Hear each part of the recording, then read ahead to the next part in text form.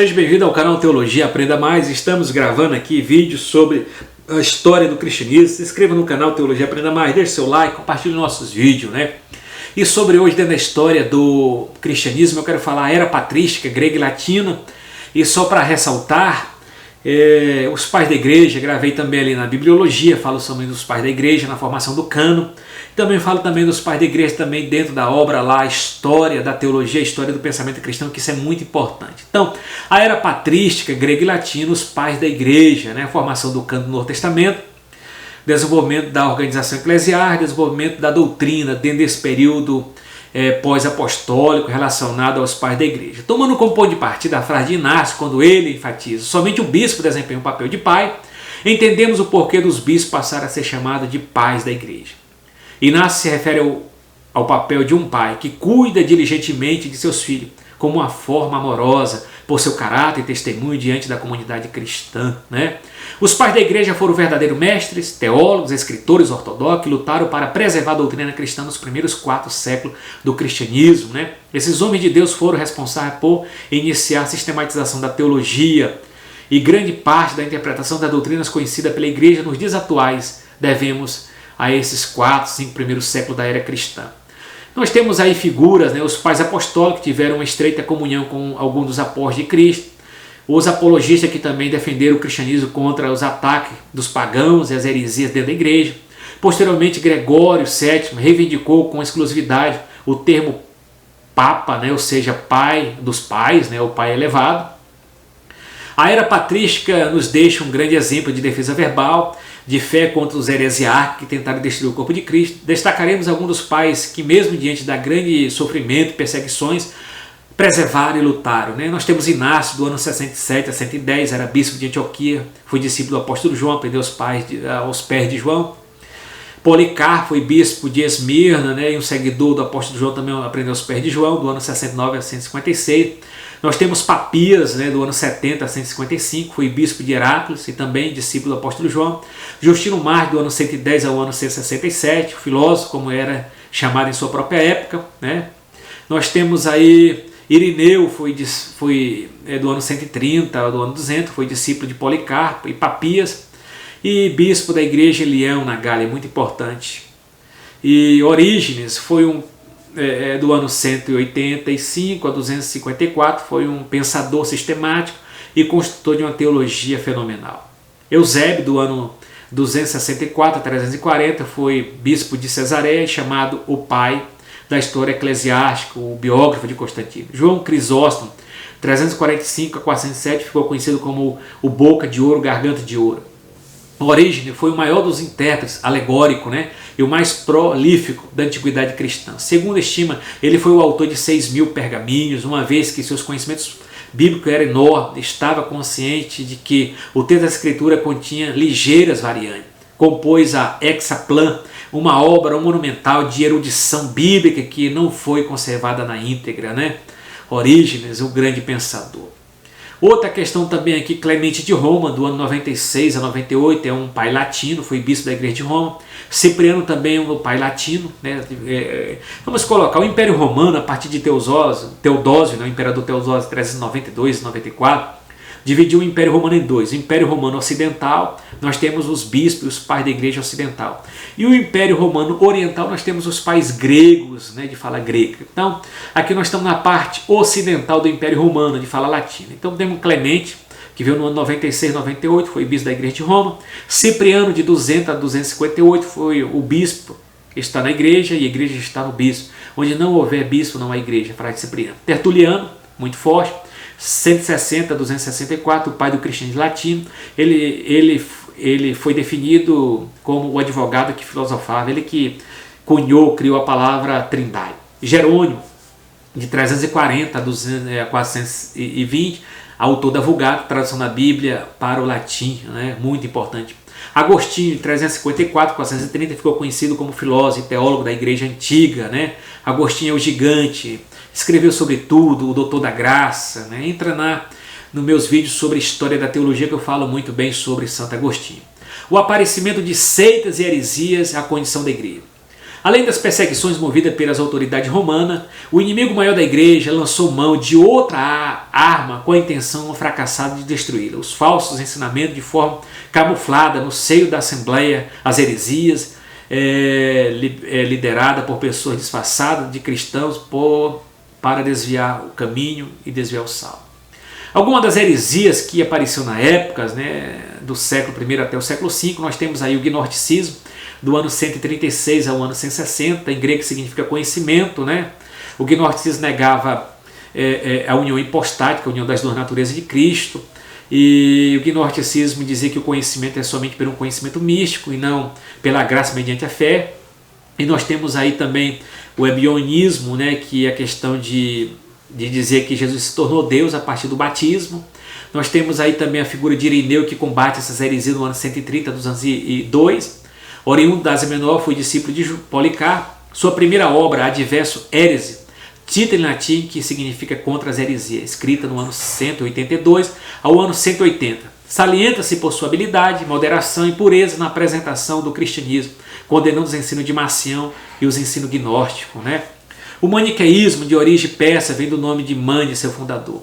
O ensino dele dava ênfase ao fato do universo comporta do reino das trevas, das luzes, bem como os âmbitos lutares pelo dominado da natureza, do próprio homem, recusava Jesus cria um Cristo celestial.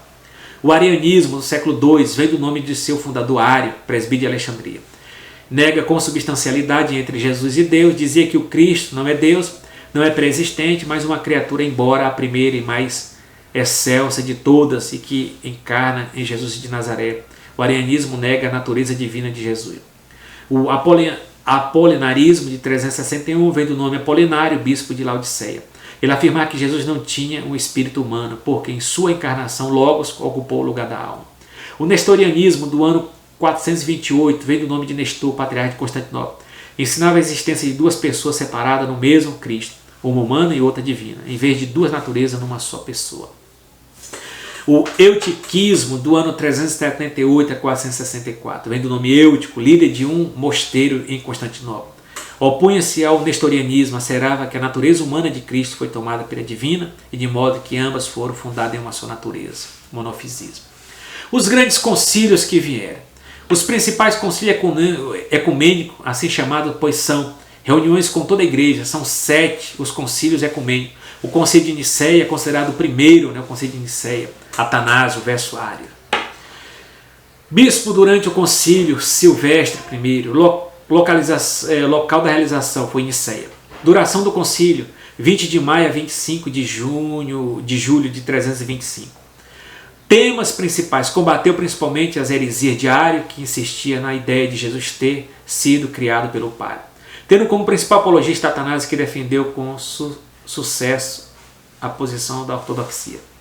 Nós temos aí também o concílio de Constantinopla, que teve por dirigente Damaso.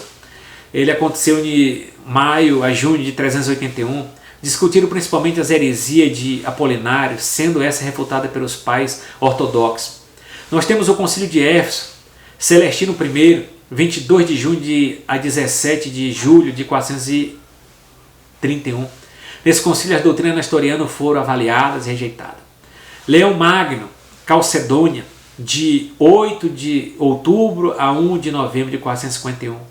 A discussão foi sobre a cristologia que estava em jogo, que devia as heresias de Eutico, que dizia que Cristo tinha uma só natureza. Então eles falam da união hipostática das duas naturezas, a definição de Calcedônia é muito importante. Vou falar em outros vídeos sobre esses concílios.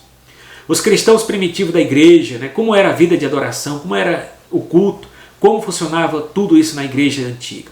Temos fonte para sabermos como é que era. Vamos analisar. O Didaquê ensina os catecúmenos ao batismo. O livro de Hipólito, também um presbítero de Roma, no século III, também falava como era a vida da igreja. A tradição apostólica dizia como a igreja funcionava. A apologia de Justino também. Carta de Plínio, governador da Bitínia, para o imperador Trajano, pois nela se falava como a igreja funcionava. Tudo isso são fontes para sabermos como a igreja funcionava naquela época. Outra questão, o governo da igreja. Inicialmente não havia distinção entre os presbíteros e bispos, que eram escolhidos pela congregação sobre os apóstolos.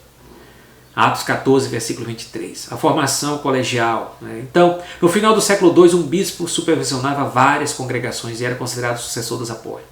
Os presbíteros passavam a ser vistos como de sacrifício em meados do século III, Cipriano. Cipriano, no século III, o bispo está na igreja e a igreja está no bispo. Onde não houver bispo, não há igreja. O culto cristão era voltado para a ceia como uma festa da ressurreição de Cristo, além da pregação de hinos. O presidente orava pelo pão e o vinho que seria consumido. Só os batizados podiam participar da ceia, segundo o Didaquê. Era realizado no primeiro dia da semana. Em casa, a capela mais antiga que se conhece em Dura, na Europa, na Síria, cidade destruída em 256, era uma pequena habitação, com pintura de trechos das Escrituras. O batismo. O convertido era iniciado na fé através do catecumenato, né? Esse é o Didaquê segue. Um período de 3 anos de ensino teológico e prático para a pessoa ser batizada. O batismo era realizado uma vez por ano, da ressurreição através da imersão. Separado homens e mulheres. Recebia vestes brancas, bebia água, purificação exterior e interna. Era ungido com óleo sacerdotal. Onde havia escassez de água, o batismo era realizado derramando água 3 vezes. Na cabeça. Há indício de batismo infantil a partir do século III. A questão que for batizar a criança, começaram a batizar a partir do século III. O casamento cristão. Clemente de Alexandre diz: por todos os meios, então devemos nos casar, tanto para o bem do nosso país, como para a sucessão dos filhos, e para o complemento do mundo, já que ele pertence a nós. Clemente. Crescente valorização do celibato. Clemente de Alexandria colocou assim: a atividade sexual deve ser estimada ao casamento. Limitada ao casamento, e deve ser exercida como um esforço reverente, cheio de propósito. Mais tarde, com o fortalecimento do ascetismo, viveu uma vida de privações, do monasticismo, ser um monge e ser isolado da sociedade. O celibato, não se casar, começou a ganhar força ao longo do tempo. Logo, Hebreus 13:4 foi ficando diferente. Respeitando a vida, compaixão dos necessitados e preocupação com a decência. Os cristãos tinham muita compaixão pelos necessitados. As coletas que eles faziam era sempre para as necessidades, para a caridade. As igrejas tinham pouco custo, como vindo as igrejas era nas casas e os pastores não eram sustentados pela igreja. E era um profissional de alguma categoria. Bispo e presbítero eram homens das mais diversas ocupações e profissões. No 3º século, temos registros de um bispo de Roma chamado Calixto, que era um escravo.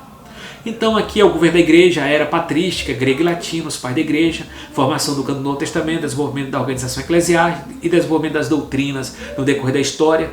E esse desenvolvimento das doutrinas aqui eu te convido para você entrar nos vídeos a história da teologia cristã, a história do pensamento cristão. Shalom, até o próximo.